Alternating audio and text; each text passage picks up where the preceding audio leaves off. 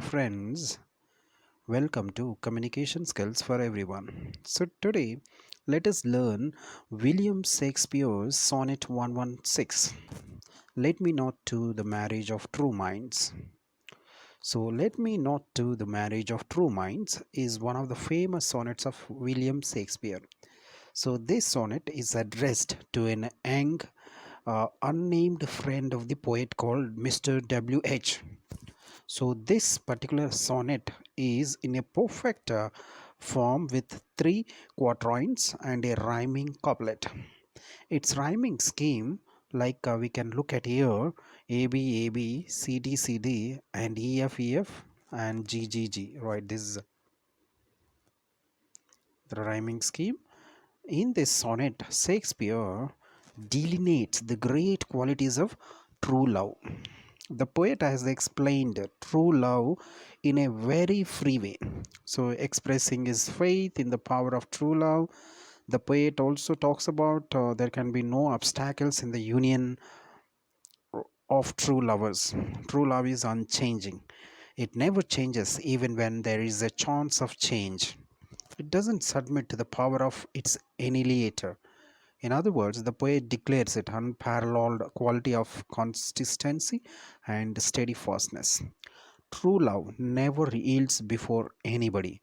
So, the theme of the poem is fully developed by comparing the everlasting nature of true love to the sun and the north star. This is like a pole star. We say north star is also called as pole star. So, which is to remain constant and guide the wandering ships in the uncharted ocean. So, in similar way, true love also doesn't yield before the challenges of life, and it show or guide the lovers in their life. True love is permanent and fixed like the sun and the pole star in the universe. So, Shakespeare, time is a universal destroyer which destroys everything, but it has no effect on true love. So, there's something interesting, but he compares time to a farmer. A farmer reaps crops with his sickle. In the same way, time destroys the physical beauty of a person. It can finish the rosy lips and cheeks of a lady, but true love doesn't come in the range of time's sickle. It doesn't change with the passage of time. The depth of love, like full worth and potentialities of the guiding star, can never be completely known. So the pole star and ideal love are both beyond human estimation. So it says they are too high to be measured. True love or the spiritual love is not at all affected by death, decay, damage, destruction caused by the passage of time. So it remains constant even to the dreadful joy of judgment. So at the end, the poet makes a claim. He asserts that if anybody can prove him wrong, he will admit that he is neither a poet nor has anybody ever loved in this world. So in the conclusion, so he says that the theme of this sonnet has been beautifully and effectively developed.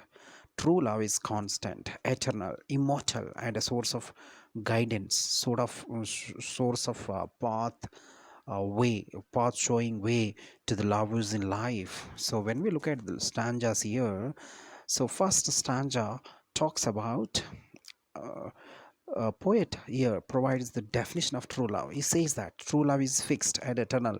The poem is a beautiful love sonnet. So that's what these are the opening lines. Let me not to the marriage of true minds. So this says there cannot be any obstacle in the union of minds of the persons who are true to each other. So in these lines, marriage is signifying union, friendship, and understanding. It is the marriage of true minds and not to the marriage of bodies. So, in other words, this marriage of true minds is true love, and this true love never changes with the passage of time and circumstances. That love is not true love, which changes when it finds a chance to change. True love or the spiritual love doesn't submit to the power of its annihilator. So, the second stanza talks about, so here the poet provides the qualities of true love.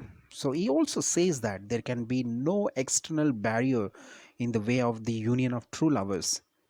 So their love is constant, like a lighthouse and the pole star. It guides lovers as the pole star guides the wandering ships. It is permanent and immortal. So, this stanza 2, the poet asserts that true love is constant and firm. So, he also compares true love to a lighthouse and the pole star, as the lighthouse is lighthouse inconstant. It faces storms in the sea and is never shaken. In the similar way, true love is not shaken by the difficulties, challenges, and problems of life. The pole star serves as infallible guides to the ships in the uncharted ocean. True love also guides lovers in life. The depth of true love, like full value and potentialities of guiding star, can never be completely acknowledged. So the pole star and ideal love are both beyond human estimation. They are true height to be measured. So we cannot measure the real influence of love on human life. The third stanza talks about the talks about true love is a firm and constant. It never ends. Time has no effect on the true love. These are the last lines of the poem. So the poet talks about true love is not time slave. So it's not time slave. It doesn't change with the passage of time. Everything changes with the passage of time, but love doesn't. So time is a universal destroyer. It can destroy everything. It can cut down the physical beauty of a person. But true love does not come in the range of time's sickle. Time has no effect on true lovers. Here, time is a personified as a farmer harvesting the crops with a sickle.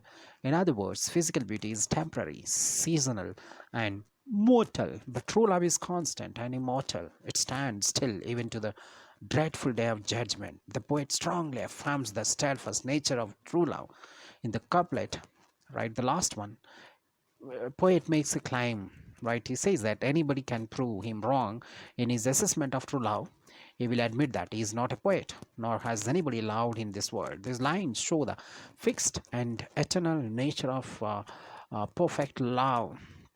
So this is about True Love by William Shakespeare, Sonnet 116.